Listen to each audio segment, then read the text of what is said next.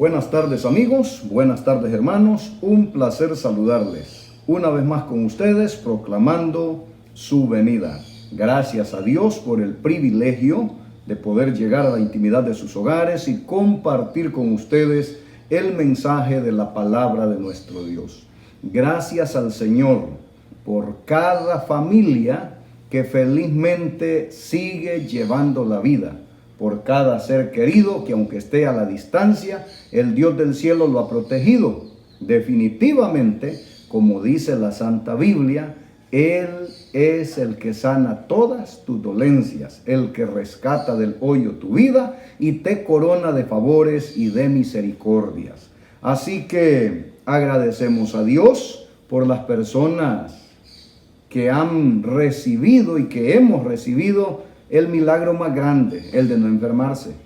Por las personas que han enfermado y que han recuperado su salud y han superado la crisis de coronavirus que azota el planeta.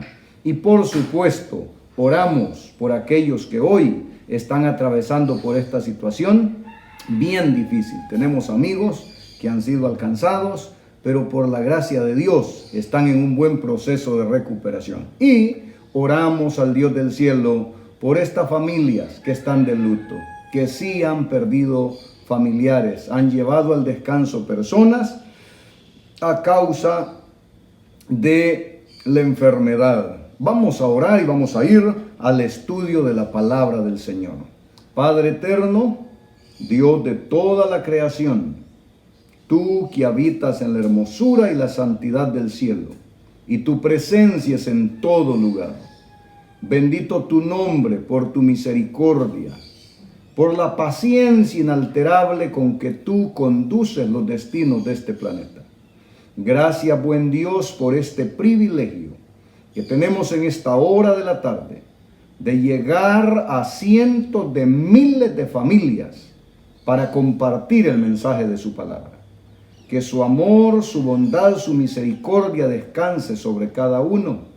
Y que en aquellos, Señor, que le invocan con sinceridad, con necesidad, la mesa de su casa sea provista del pan de la tierra. Sus cuerpos sean provistos de salud, del vestido y de las cosas que son necesarias para cumplir los compromisos de esta vida. Padre del cielo, pedimos el perdón de todas nuestras ofensas, la limpieza de todos nuestros pecados. Y rogamos se nos dé la compañía de la persona del Espíritu Santo, para que al estudiar su palabra en esta hora, su bendición, su infinita misericordia nos acompañe y el mensaje sea claro y se convierta en una bendición para cada uno de los que adoramos en esta hora. Donde haya una persona con necesidad, donde esté una familia orando, donde haya alguien que se siente impotente frente a las dificultades de esta vida, que venga respuesta de su parte, Señor, que venga una solución conforme a su infinita misericordia y bondad, para que nada falte a los hijos suyos, para que nada falte a aquel que clama con confianza. Gracias por escucharnos. Gracias por bendecirnos siempre. Gracias por nunca abandonarnos. Gracias por siempre estar con nosotros, buen Dios. En el nombre de su Hijo Jesucristo, nuestro Señor y Salvador, lo pedimos y lo agradecemos todo, en la confianza, en la seguridad de que usted siempre nos escucha y siempre nos responde. En ese nombre bendito de Jesucristo lo pedimos. Amén y amén. Bien, quiero que analicemos el siguiente estudio en esta hora. Alguien me llamó en esta semana, teníamos una conversación y dice: escuché una predicación y entendí que Jesús aporta una parte a la salvación y que nosotros aportamos la otra parte de la salvación. El punto es que este hermano que me llama quiere o ha entendido de alguna manera que su obediencia le aporta a la salvación. Y entonces es interesante que estudiemos esto y que lo miremos desde el punto de la Santa Biblia. ¿Cómo es que funciona? Hay una corriente fuertísima buscando y que nos hace pensar que nosotros contribuimos a nuestra salvación.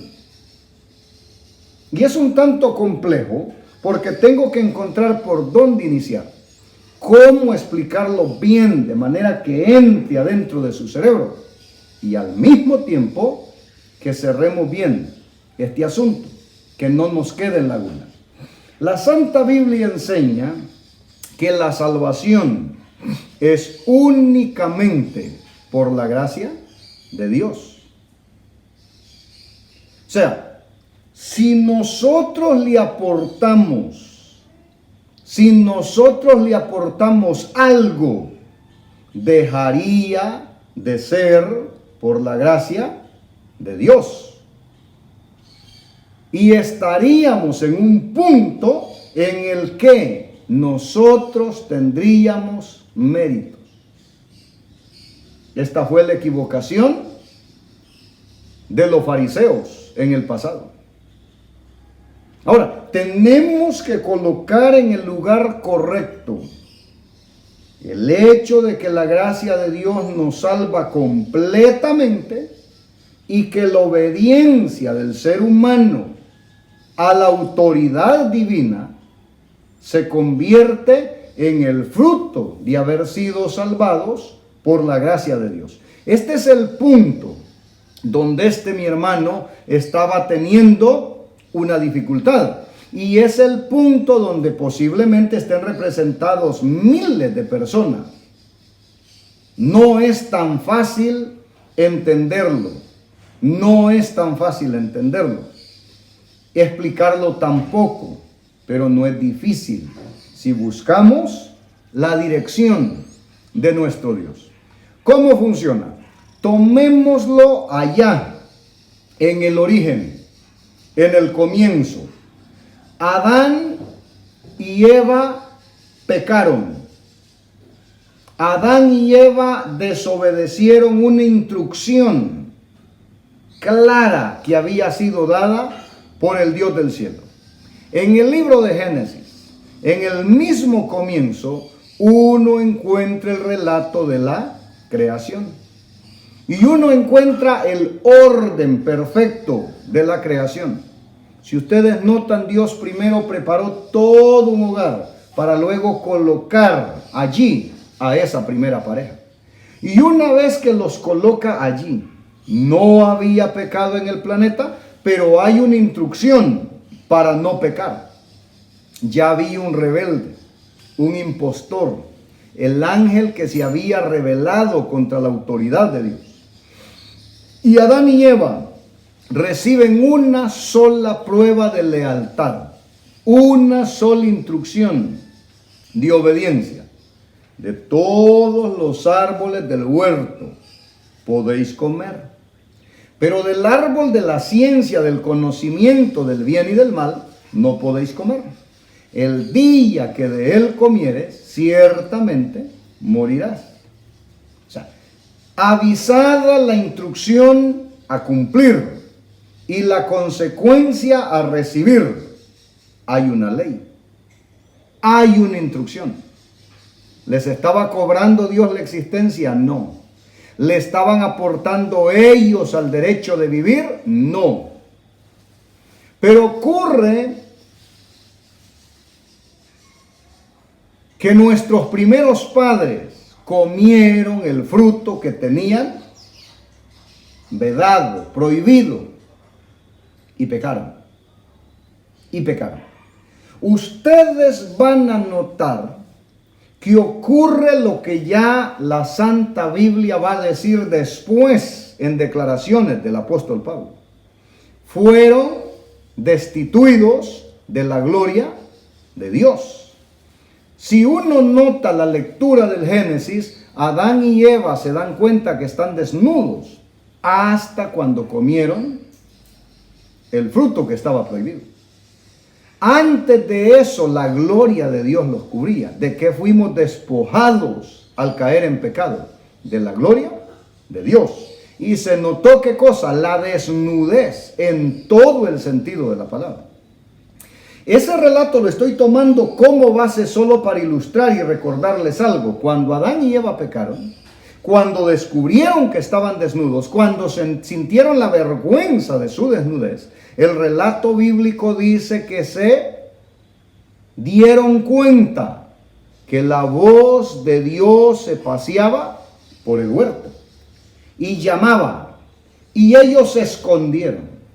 Cuando Dios pregunta a Adán, ¿dónde estás tú? Adán estaba escondido. Y Adán dice, me escondí porque tuve miedo. Y dice Dios, ¿quién te enseñó que estás desnudo? Dios sabía todo. Dios lo sabe todo, pero está entrada la entrevista. Noten ustedes que Adán y Eva, según ese relato, se habían fabricado vestidos de hojas de higuera. Y Dios viene y los viste con pieles de corderos. Todo esto tiene un simbolismo, todo esto tiene un significado, todo esto tenía una razón de ser. Pero el punto aquí es que mi justicia no me sirve delante de Dios. Mi condición de desnudez solo me estorba para mi salvación. Así que, aún con las hojas de higuera, la higuera la había creado Dios. Pero ahora, con las pieles de cordero, ¿quién hizo la provisión? La hizo Dios. ¿Quién creó el cordero que murió para vestir a nuestros primeros padres? Dios. El cordero simbólicamente derrama la sangre en el lugar de ellos, por eso ellos no mueren en ese momento, porque hay un plan, una oportunidad para rescatar a la criatura que había caído. Pero si notan, Adán y Eva no están aportando nada. Cuando se cubren con hojas de higuera, la higuera era creación de Dios. Cuando son cubiertos con la piel del cordero, es el cordero el que ofrendó la vida y es Dios el que aportó el cordero. Adán y Eva no están aportando nada para cubrir su desnudez. A ellos les tocaba antes y a ellos les toca después obedecer. Porque hay que vivir como ciudadanos del reino y no como Lucifer lo propuso, como absolutos. Sin reglas, sin obediencia, sin gobierno, sin control. Esa es la idea de Satanás, pero esa no es la forma del gobierno de Dios. Entonces, en aquel punto, luego ustedes miran el pacto de culto de todo el Antiguo Testamento. Cada vez que un ciudadano de los hebreos pecaba, y nosotros pecamos todos los días, cada vez que sentía culpa, cada vez que reconocía su necesidad de perdón, tenía que ir al lugar del santuario para ofrecer, según su condición económica, palomas, corderos, algún animal de los permitidos dentro de los limpios y la instrucción que había sido dada. El animal ofrendaba la vida. El pecador salía ceremonial y simbólicamente absuelto, porque todo eso finalmente fue pagado en la cruz. Pero ¿quién? O sea, uno puede mencionar, bueno, los israelitas aportaban los corderos. ¿Y quién les daba los corderos a los israelitas? ¿Y quién daba el pasto para los rebaños? ¿Y quién daba la lluvia para los rebaños? ¿Y quién aportaba la salud de esos rebaños? ¿Y quién da las fuerzas para trabajar y sostener los rebaños? Dios. De allí que el salmista tiene una declaración que dice, de lo recibido de tu mano te damos, Señor. La persona que hablaba conmigo en la llamada me insistía, pero si yo obedezco y no peco. Es que la gracia de Dios es la raíz de la salvación. La gracia de Dios es el fundamento, el pilar que sostiene la salvación. ¿Y la obediencia de nosotros? La obediencia de nosotros, por cierto defectuosa, es el fruto de la salvación. ¿Cómo? La gracia es la raíz de la salvación. Y la obediencia, el resultado de que hemos sido salvados, de que hemos sido alcanzados por la gracia de Dios. Y es aquí donde este hermano tenía una dificultad. Para entender, para captar esto,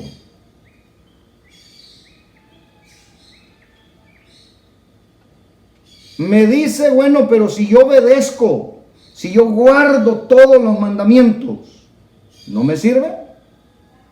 Como mérito no. Como mérito no.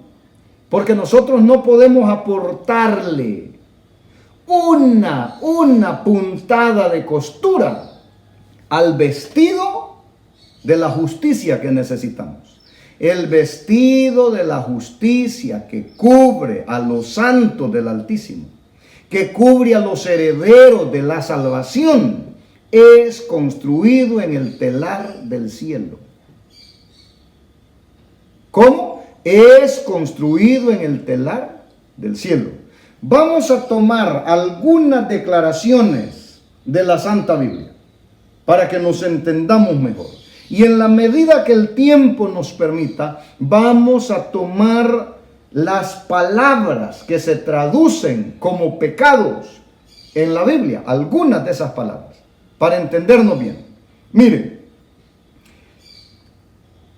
en el Salmo 51 aparece la oración de David. Ese hombre que la Santa Biblia dice que su corazón era conforme al corazón de Dios. Dios tiene declaraciones interesantes en la Santa Biblia, porque personas que no fueron perfectas para nada, Dios tiene declaraciones preciosas en relación con esas personas.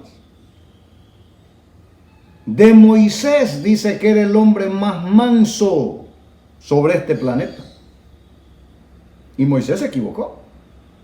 De Noé dice la Santa Biblia que fue el único varón justo que Dios encontró en esa generación. Y después de toda la experiencia del diluvio, Noé tuvo sus equivocaciones. De Abraham, con todo y lo que la historia nos acompaña hasta hoy de sus equivocaciones, dice la Santa Biblia en 3 lugares que Abraham es amigo de Dios.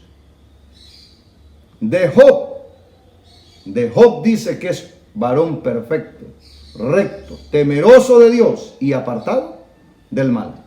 De David dice que su corazón es conforme al corazón de Dios. Cuando David cayó en adulterio con Betsabé, la mujer de Urías Eteo, y después con su autoridad manda poner a Urías Eteo enfrente de la guerra para que muera. Y después el profeta Natán viene para señalar su condición y su pecado. David en el Salmo 51 se registra la oración de arrepentimiento, de reconocimiento de la culpa por el pecado. Y aquí hay un punto bien interesante que tomar en cuenta. La forma como él lo declara en el versículo 5 del Salmo 51. Dice el verso 5: he aquí, en maldad he sido formado, y en pecado me concibió mi madre. 2 cosas a tener muy en cuenta. Yo he escuchado muchas personas que cuando un niño está tierno, bien que acaba de nacer y todo, dice, son angelitos. No, no son angelitos, son niños. Otras personas, muchas personas tienen este concepto en su mente y borrémoslo hoy, saquémoslo hoy, eliminémoslo hoy, limpiemos el cerebro de eso hoy. Escúchelo bien, quiero que me regale toda su atención. Muchísimas personas piensan, lo creen, lo dicen, los niños son inocentes. No, mi hermano, no, mi amigo, los niños no son inocentes. Inocentes eran Adán y Eva antes del pecado. Adán y Eva eran inocentes antes del pecado. Después del pecado, encima de este planeta Tierra no hay absolutamente nadie que sea inocente. Nadie. Mire la declaración. El salmista reconoce aquí, y este es el punto.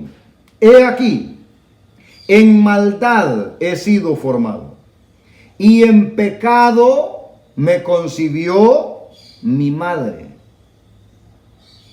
O sea, nosotros cuando nacemos ya somos pecadores. Ya nacemos mordidos por la serpiente que en el Edén engañó a Eva. Es más, cuando nacemos ya manifestamos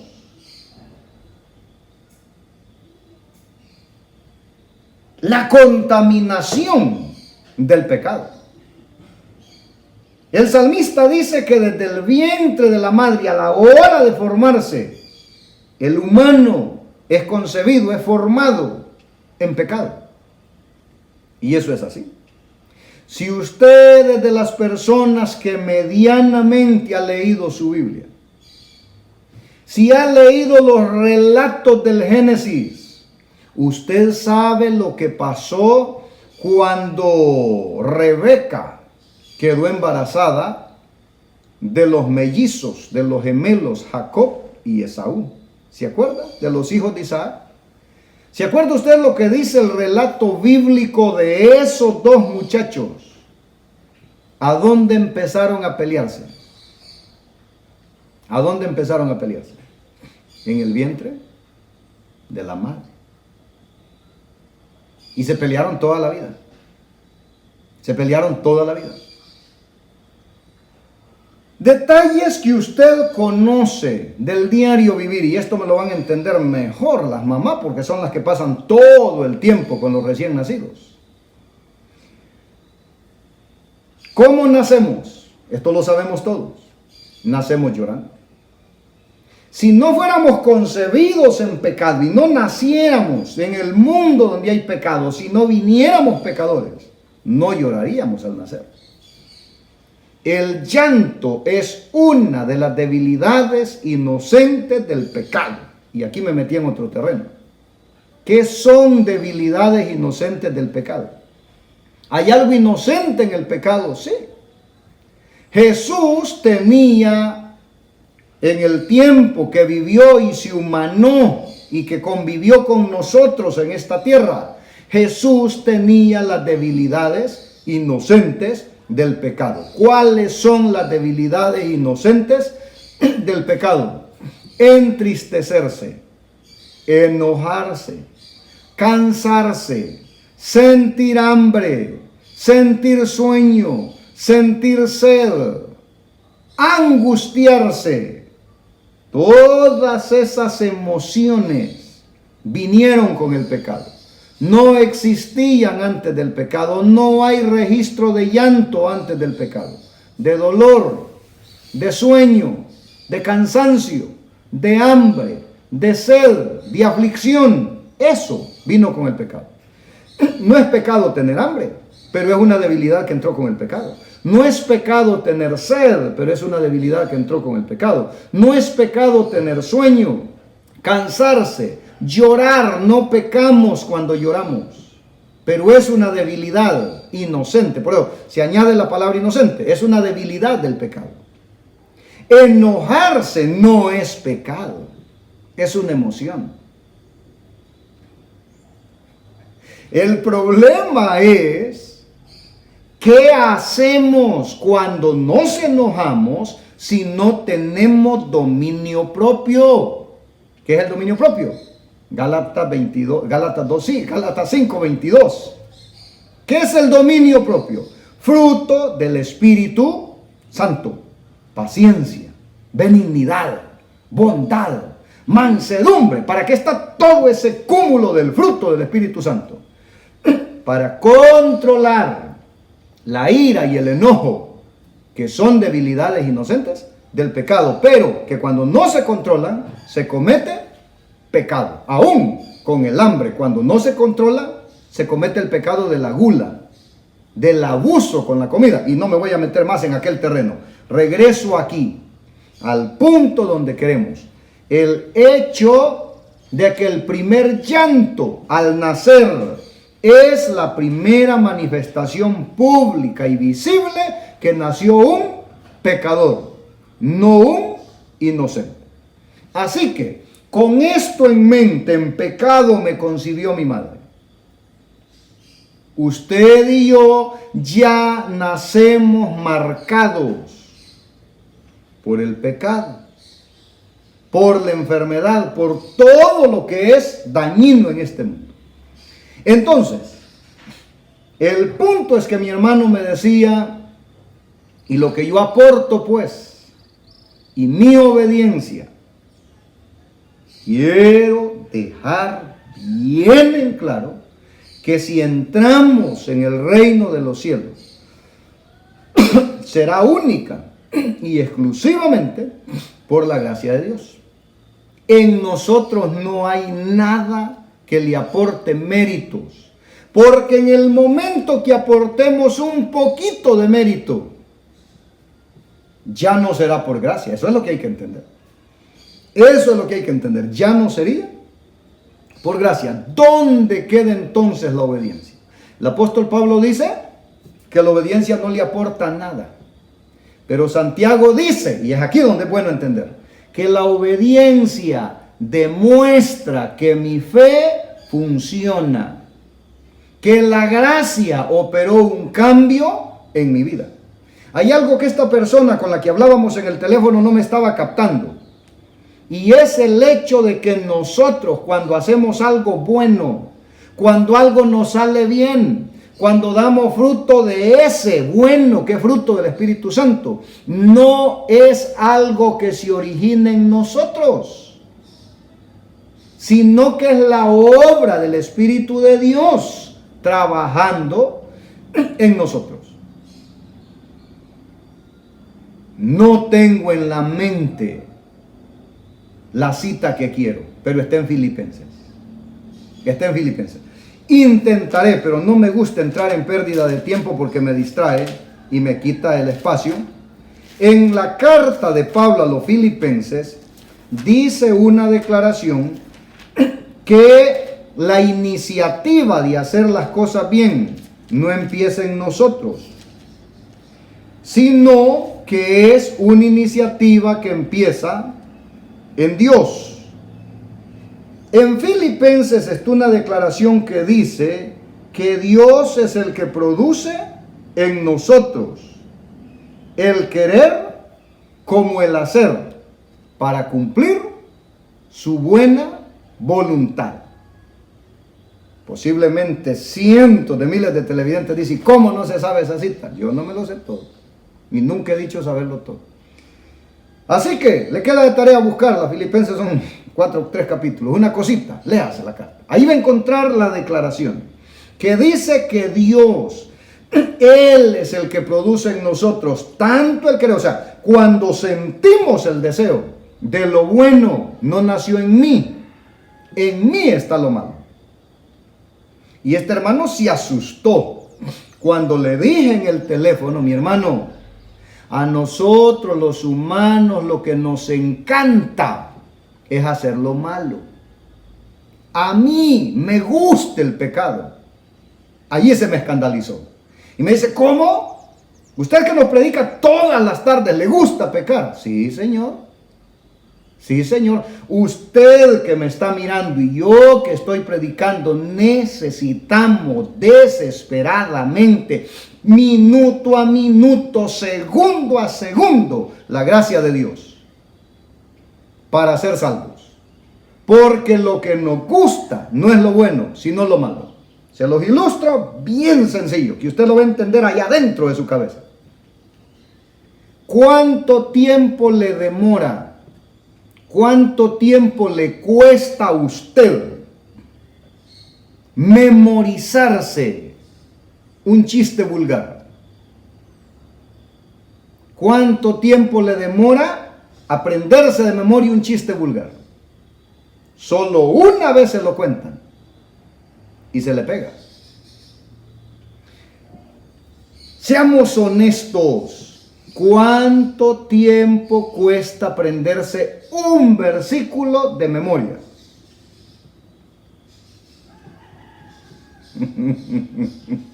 ¿Se lo aprende de una sola vez? ¿Verdad que no?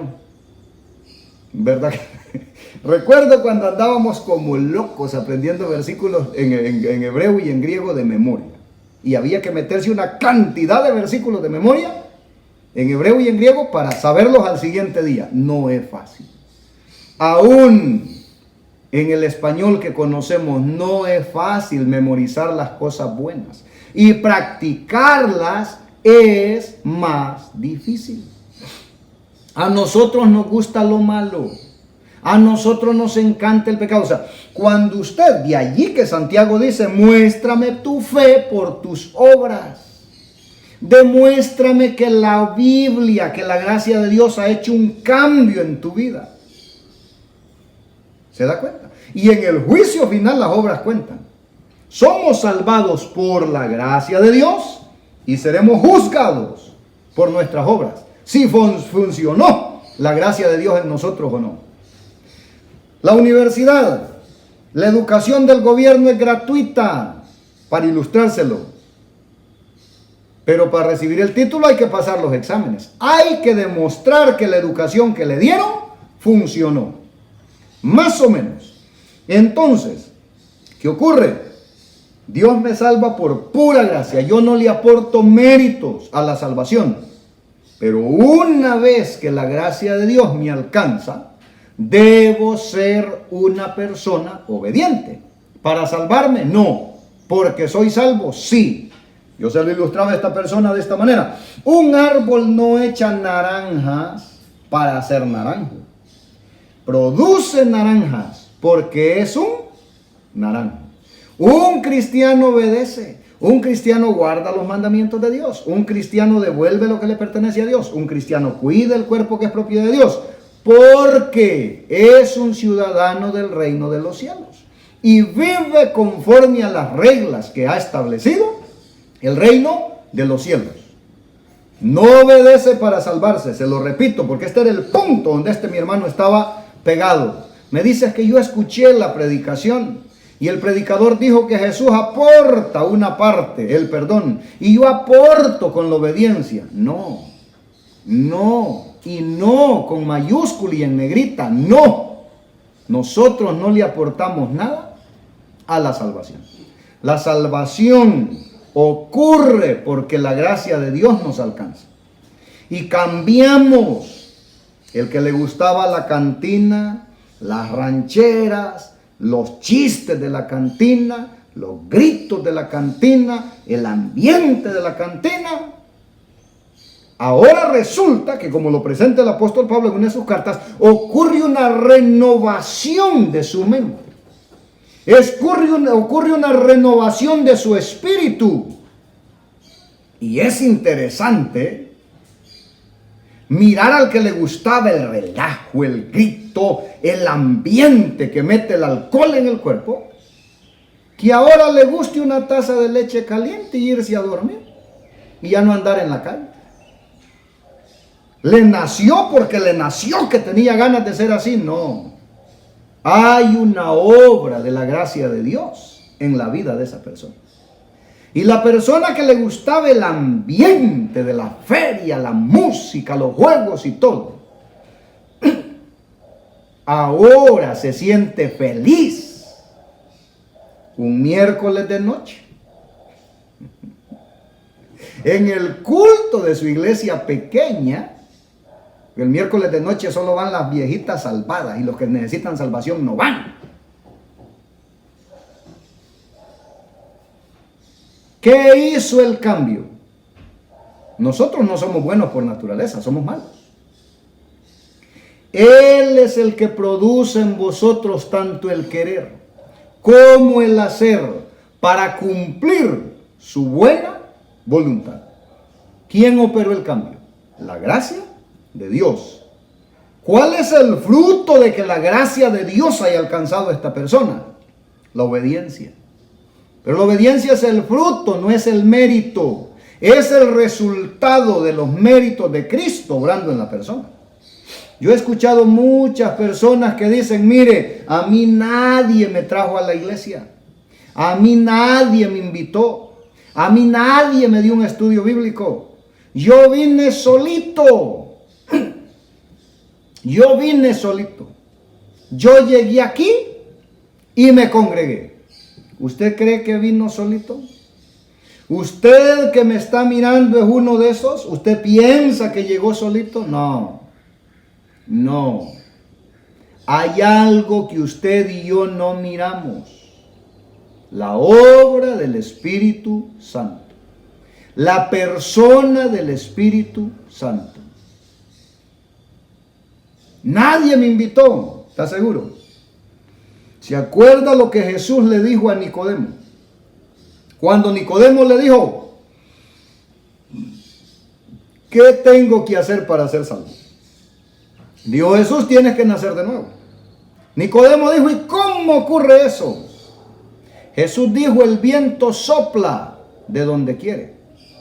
Y nunca hemos visto el viento, pero hemos visto los árboles arrancados, los techos volados. ¿Lo ha visto o no lo ha visto? Vemos los resultados. Amigos, nunca nadie ha visto el Espíritu Santo metiéndose en una persona. Nadie. Nunca. Pero la persona que tiene el Espíritu Santo dentro no lo puede ocultar. Los frutos son evidentes. El cambio de vida de esa persona ocurre. Y aquí sí es posible que estoy hablando para cientos de miles de personas que están diciendo en este momento es verdad. Esta misma persona que me llamó, que tiene la disyuntiva, si el Señor aporta una parte y Él le va a aportar la otra parte a la salvación. Esa persona en otra llamada me decía, yo he cambiado como usted no tiene una idea. Y me mencionó lo que era. Ya sabe usted lo que era un hombre sin Dios. Pero me dice, ahora leo mi Biblia. Tengo un hijo de 11 o 13 años y lo estoy instruyendo. Pasamos tiempo juntos con la Biblia. Y todo lo que espero, me dice, es que abran los templos para ir a bautizar, para adorar. ¿Qué está dando ahora este hombre? Está dando evidencias de lo que hace el Espíritu de Dios, la gracia de Dios cuando alcanza a una persona. Y va a ir a la iglesia y se va a bautizar y va a adorar y va a obedecer, pero no le está aportando méritos a la salvación. Está celebrando que la salvación lo alcanzó por gracia. Que la salvación lo alcanzó por gracia. Pero la inclinación de nosotros es al mal. El problema nuestro, el problema de nosotros los humanos, no es que hacemos cosas malas. Ese no es el problema. Y eso yo se lo voy a explicar en el siguiente tema con lujo y detalle. Ahora, ¿qué dijimos? El problema no es que hacemos cosas malas. ¿Cuál es el problema entonces? Fíjense que hay una declaración en Lucas 11:13. Lucas 11:13.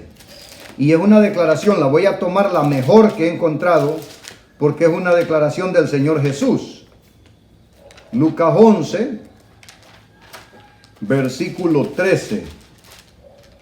Dice esta declaración: él viene hablando antes de la oración y de la confianza que debemos tener cuando le pedimos a Dios. Los hijos nuestros, nosotros los humanos, los hijos le pedimos a los padres y dependemos de ellos. Ahora, el lugar que tomamos al pertenecer al reino de Dios es de hijos de Dios. Y una cosa que debemos pedir siempre es que se nos dé el Espíritu Santo. Porque la persona que tiene el Espíritu Santo va a dar fruto de arrepentimiento, fruto de obediencia, fruto de persona que es ciudadano del reino de los cielos. Entonces, dice en el verso 9, y yo os digo, pedid y se os dará. Estoy leyendo de Lucas 11:9. Yo os digo, pedid y se os dará. Buscad y hallaréis. Llamad y se os abrirá. Versículo 10. Porque todo aquel que pide, recibe. El que busca, halla. Y al que llama, se le abrirá. ¿Qué padre de vosotros, si su hijo le pide pan, le dará una piedra? O si pescado, en lugar de pescado, le dará una serpiente. O si le pide un huevo, le dará un escorpión. Aquí viene el versículo que me interesa. El Señor ilustra que un padre nunca le hace daño a un hijo. Que un padre no le da lo que lo va a destruir. Pero luego dice en el verso 13, pues si ustedes siendo malos saben dar buenas dádivas a vuestros hijos, cuanto más vuestro Padre Celestial dará el Espíritu Santo a los que se lo pidan. Palabra de Dios. El punto es este. ¿Cómo dijo Dios que somos nosotros? ¿Qué dijo Jesús en esa declaración que somos nosotros? ¿Cómo dijo que somos? Malos. Malos. Usted y yo somos, ¿qué cosa? Malos. No se asuste de que le diga, mire, a usted y a mí nos encanta pecar. Esa es la naturaleza nuestra. Claro, si la gracia nos ha alcanzado, si la salvación nos ha alcanzado, entonces es donde se espera que el fruto que demos, la obediencia, el cambio, la conducta, la relación de vida que llevamos, sea diferente a la vida del mundo. De allí es donde también el apóstol dice que por causa de la desobediencia es blasfemado el nombre de Cristo. ¿Cuándo? ¿No ha escuchado usted personas que dicen, mire, para ser como fulano mejor no soy nada? ¿Qué ha pasado? El testimonio de la persona no demuestra que la gracia de Cristo lo haya alcanzado. O personas que inmediatamente que algo no hacemos bien dice, y son cristianos. De allí que el apóstol declara que somos cartas leídas, cartas abiertas, gente en la que la gente espera ver cosa buena y se corre el enorme riesgo de que esté mirando cosa mala. ¿Qué hace la gracia de Cristo Jesús? Me salva. ¿Cuál es el fruto de esa salvación que me alcanza? La obediencia, la guarda de los mandamientos de Dios, el cambio total de una vida que era conforme al mundo y que ahora es conforme al reino de Dios. Pero en todo esto no le aportamos méritos a la salvación. No le aportamos méritos a la salvación. Y entonces, esta persona con la que hablábamos me dice, pero ¿y si dejo de pecar? Porque yo siento que hay un montón de cosas que ya no hago. Ese es el fruto de la salvación. Es una cosa que él me decía, mire, me dice, cuando hago algo que no debo hacer, inmediatamente me siento mal. Por supuesto. ¿Por qué se siente mal? porque ahora le ha dado cabida a la presencia del Espíritu Santo. Y eso que uno llama la voz de la conciencia no es otra cosa que la voz del Espíritu de Dios hablando al corazón. El Espíritu de Dios nos dice una y otra vez: no hiciste bien, hiciste mal. Le ha pasado que en el día lleva la vida normal y en la noche pierde la paz por lo que hizo en el día. ¿Le ha pasado? Es porque está funcionando el Espíritu Santo en usted, y hay que escuchar y atender la voz del Espíritu Santo. He hablado con personas que con gran angustia dicen: mire, ¿será que he cometido el pecado contra el Espíritu Santo? ¿Será que yo hice tan mal que ya no tengo esperanza? La mayor prueba de que el Espíritu Santo está funcionando en esta persona es que no es feliz con el pecado. Es que lo reconviene, lo exhorta, lo está animando a abandonar el pecado. Peligro de aquel que se siente cómodo, que se siente bien, que no le incomoda hacer el mal. ¿Se acuerdan del fariseo y el publicano que fueron a orar? ¿Qué ocurrió allí?